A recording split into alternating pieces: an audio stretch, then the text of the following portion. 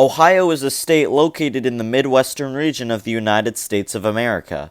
This state has two major theme parks, those being Kings Island and Cedar Point, and that is where most of this state's roller coasters exist. What's up, guys? It's me, Austin, and today I'll be counting down the top 10 roller coasters within the state of Ohio.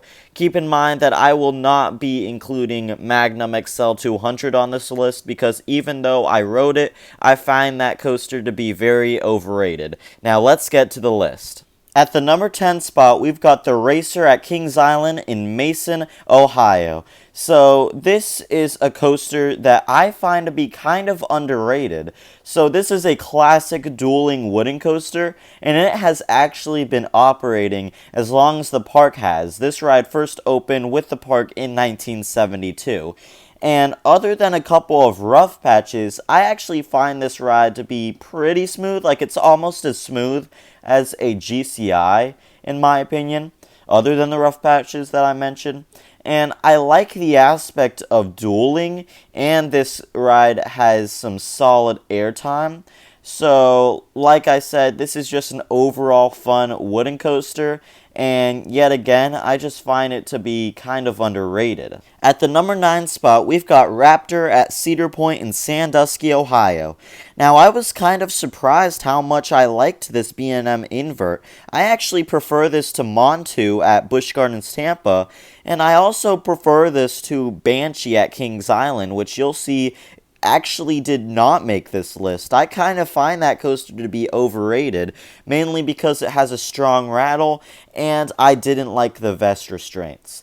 So this coaster I just found to be like flat out fun. I really like the inversions. Like, I liked the 0G roll, and I liked the 2 corkscrews on the coaster. I found them to be very interesting the way they were made.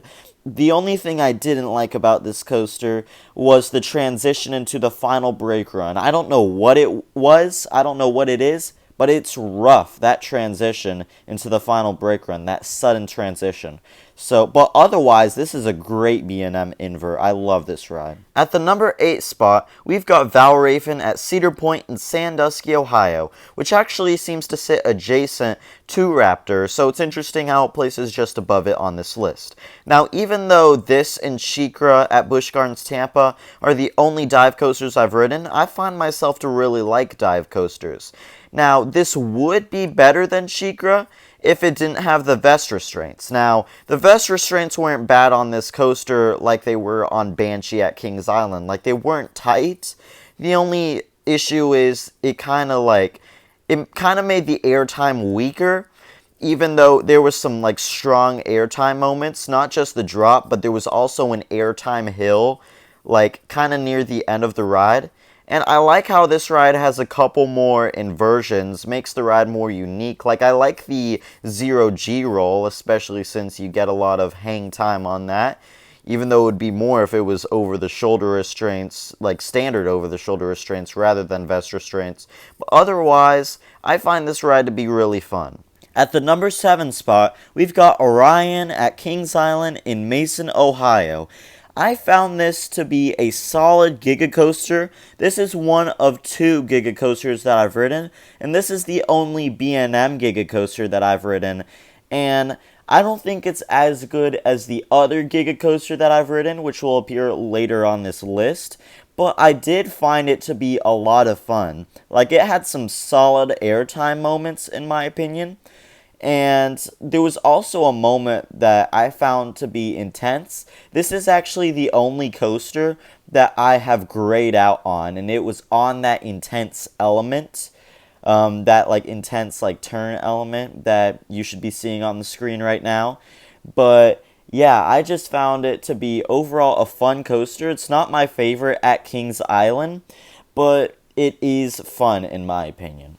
At the number 6 spot on this list, we've got Diamondback at Kings Island in Mason, Ohio. Now, I found this to be a really fun hyper coaster, and like especially like near the back, you get dragged down like those airtime hills and stuff, which this ride has a lot of great airtime moments. So it's very fun. Now, I do prefer the other B&M Hyper that I've ridden, that being Mako. I do prefer that ride to this, but this ride is still fun, and it is one of my favorite coasters at Kings Island. At the number 5 spot, we've got Millennium Force at Cedar Point in Sandusky, Ohio.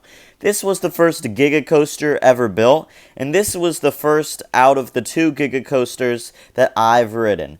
And I prefer this to Orion, mainly because, I feel like it's a more fun experience. I really like the first drop on this coaster. I find it to be pretty crazy. This ride also has some solid airtime moments, and I like how it maintains a lot of its speed throughout the ride. So, I just really like this roller coaster.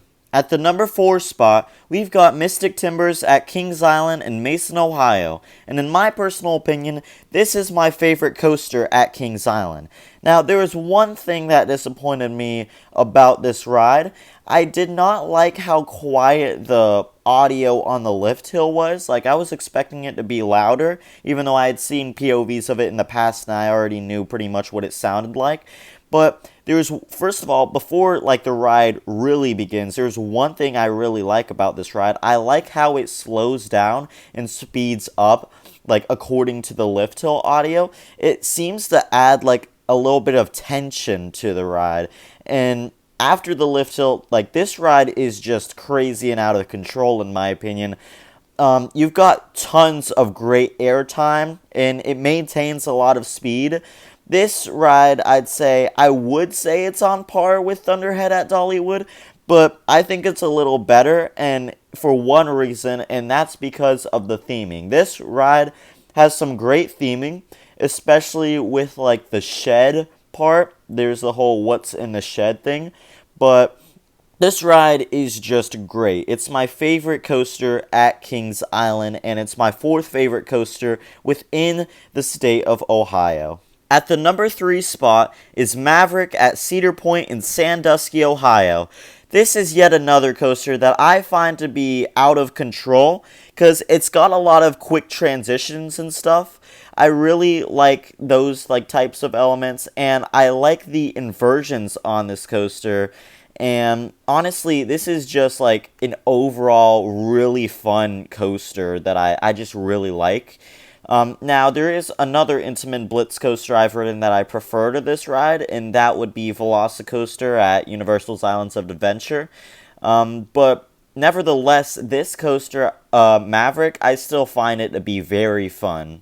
At the number 2 spot, we've got Top Thrill Dragster at Cedar Point in Sandusky, Ohio, which is not only my second favorite coaster in Ohio, it's also my second favorite coaster overall. I believe this to be the best thrill coaster. The best overall coaster is the number 1 spot, but in terms of thrills, this is the best coaster for thrills, which explains why it's called Top Thrill Dragster. Riding this coaster was an absolutely crazy experience, probably the craziest experience of my life, dare I say. It is crazy to launch from 0 to 120 miles an hour in just a matter of 4 seconds, as well as climbing up a 420-foot top hat. Climbing and dropping that. That is, crazy. I can't believe I've done that. Now, I almost didn't get to do it. There's a lot of downtime on this coaster. It's even earned the nickname Top Thrill Downtime. But I got to ride it and it was crazy. I think it is the best thrill coaster. I literally do not know how any coaster enthusiast would not see this coming from the get-go. This is not only my favorite coaster in the state of Ohio, but it's also my favorite overall coaster.